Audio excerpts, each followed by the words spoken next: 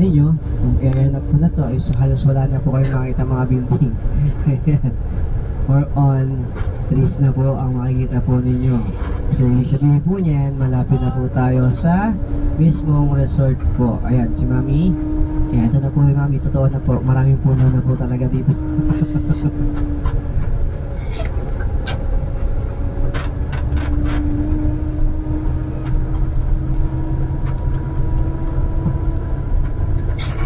Again, ulitin ko po sa mga guardian po, ingatan po yung mga gamit po natin. Yung malalaking bag po, may area po tayo dyan na na pwede pong iwanan yung mga gamit po. Okay?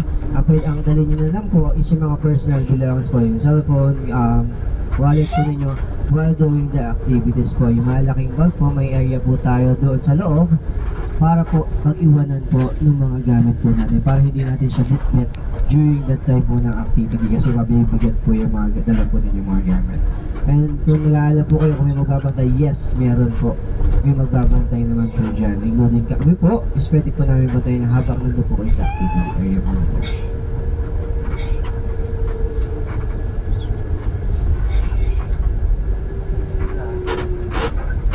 And get ready. Yes po, sir?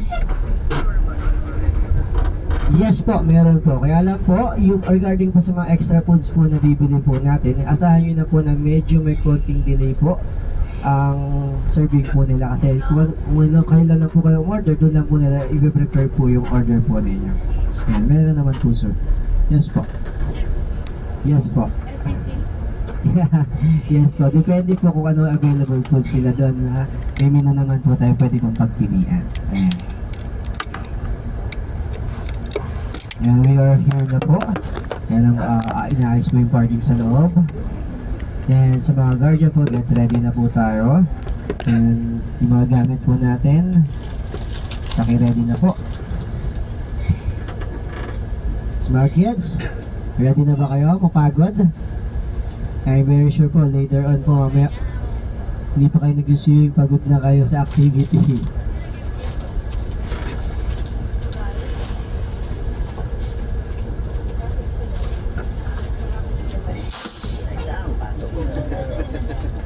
Ayan dyan naman.